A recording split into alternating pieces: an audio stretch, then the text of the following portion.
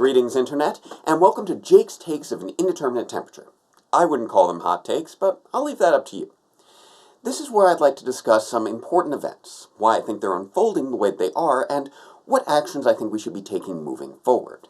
Today, I want to take a look at something that we all thought was going to be the dominating story of the first half of the year, but seems to have almost entirely disappeared from the news by the time we hit April. And that is the Democratic presidential primary. Yes, this is something that is still going on and is still important, but I'll get to why in a little bit. Now, technically speaking, there is already a presumptive nominee, as there is only one candidate left who has not suspended their campaign and who has now secured the requisite number of delegates. And that candidate is former Vice President Joe Biden, which, I mean...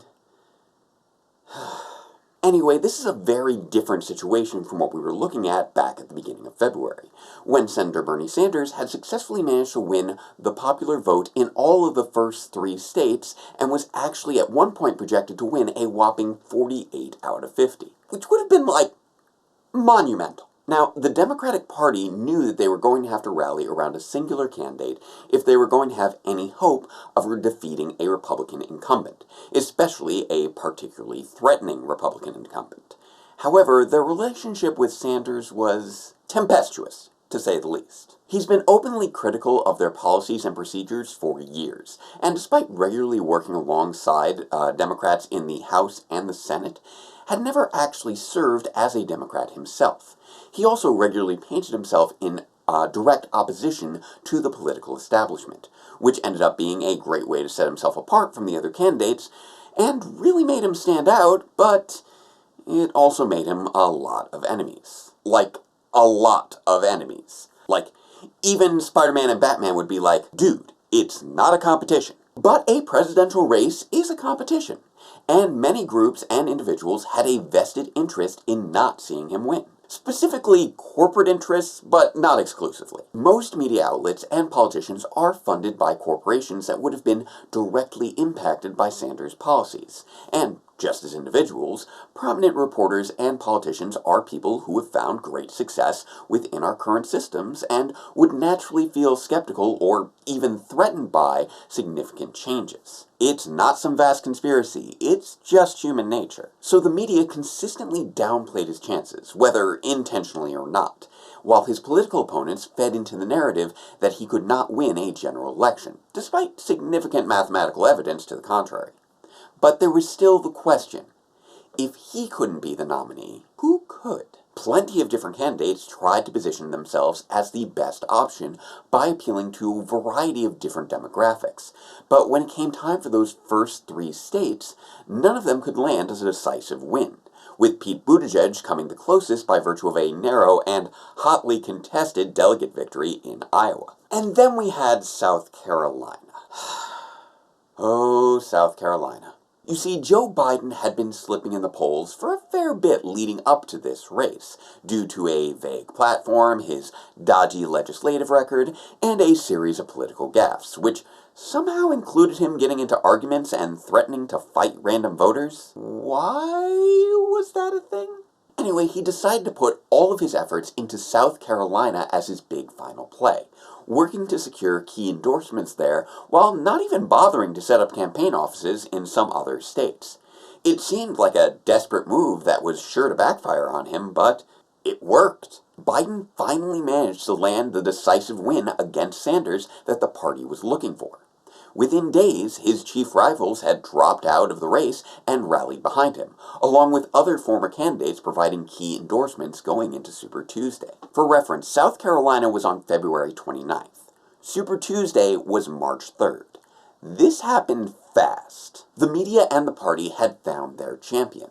The news painted it as a big comeback underdog story, which, of course, everyone loves, and many voters found that with their top picks no longer in the running, it just made sense to rally behind the guy who their favorite candidates were endorsing. And with no time for any of his gaffes to gain traction, Biden dominated Super Tuesday, including in states that he hadn't even campaigned in. Again, this was not due to some vast conspiracy, but due to people acting on their inherent biases shaped by their circumstances. After that, it was basically over.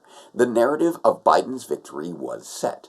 Sanders held out for a few more weeks, but unable to fully recover from those losses, ultimately suspended his campaign to endorse Biden on April 8th of 2020.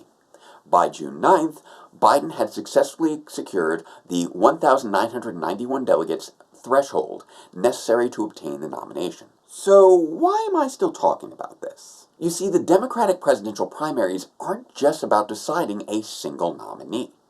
They are about deciding which delegates will end up attending the Democratic National Convention.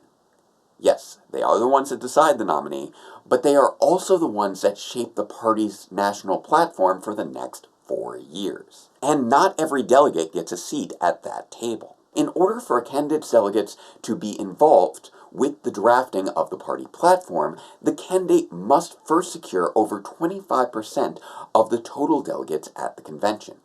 Note, this total doesn't just include the delegates that were being voted for. This includes the pre-selected superdelegates as well. This brings the total of required delegates up to 1,188. And it's a lot.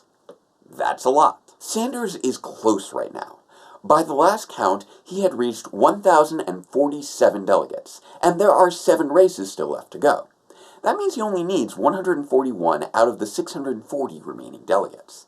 And that's assuming he's allowed to keep all of the delegates that he already has, which is not a guarantee. That's a whole separate thing. Suffice to say, a little buffer would be good.